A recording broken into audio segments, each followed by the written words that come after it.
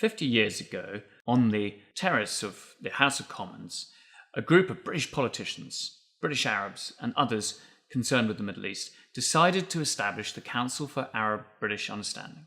They did that because they realised that there was an acute lack of an understanding of this region of the world, even as Britain was still in control of much of it. A survey at the time in the Sunday Times showed that 98% of the British public claimed to know little or nothing about the Arab world. The case for working with politicians in the media, at schools, doing public events up and down the country was clear.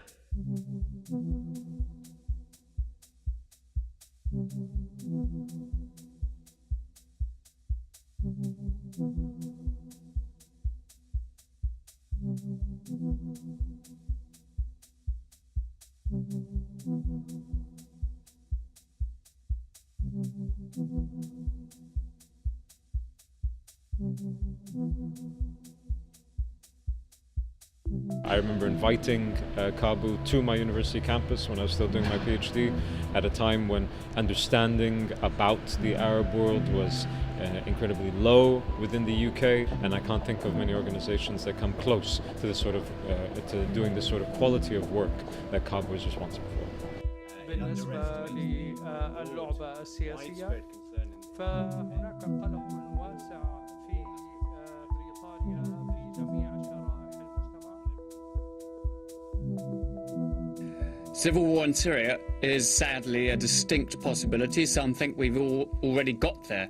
And let me be very, very clear about this. A civil war in Syria could be the most serious event in the Middle East since the Iraq War of 2003. The issues that Caabu deal with are huge, and I'm always impressed by what it does on very limited resources.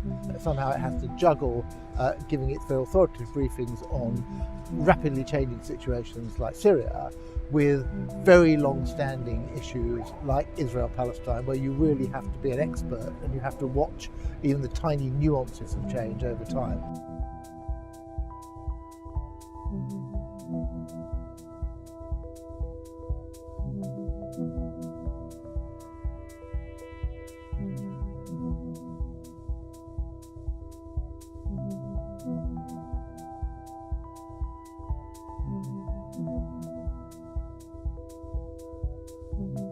I've been on a Caabu delegation to Palestine, and I think these delegations are an essential part of my understanding of what is happening in Palestine and in the broader Middle East. It gives parliamentarians like me an opportunity to hear from those that are living these conflicts.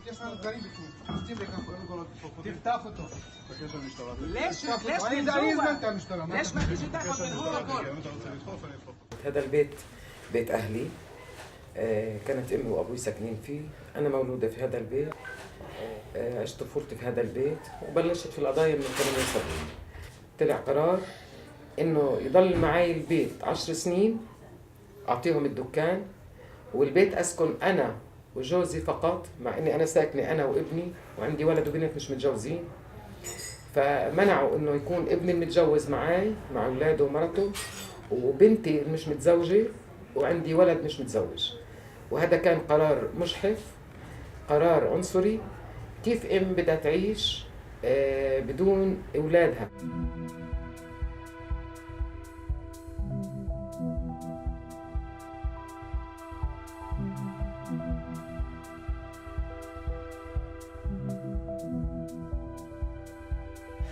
Last week, I visited Palestine along with several of my honourable friends, where we visited the home of Nora and her family. Does the Prime Minister agree with me that illegal settlements and constructions are a major roadblock that hinder peaceful negotiations?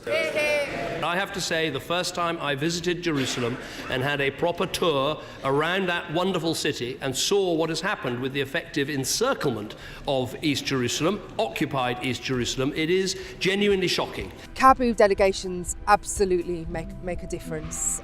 I've spoken to a number of people who've been on the delegations with Caabu since I came back, and they've all unequivocally, and this is cross-party, have said it is just the most phenomenal visit. I've not experienced one who hasn't come back and said That was an incredibly eye-opening experience. I'm so pleased that I did that. And there's a long queue of MPs waiting to go. It's simply a question of finding the resources in order to take them. Successive governments in the United Kingdom, and indeed all political parties in the United Kingdom, believe in a two-state solution. But yet so often the Palestinian voice is not heard in our parliaments. It's therefore important to have strong advocacy groups who give both parliamentarians an access to Palestinians and Palestine, but also give Palestinians access to the British Parliament, and Caabu perform that role. It's therefore essential that we carry on supporting their essential work.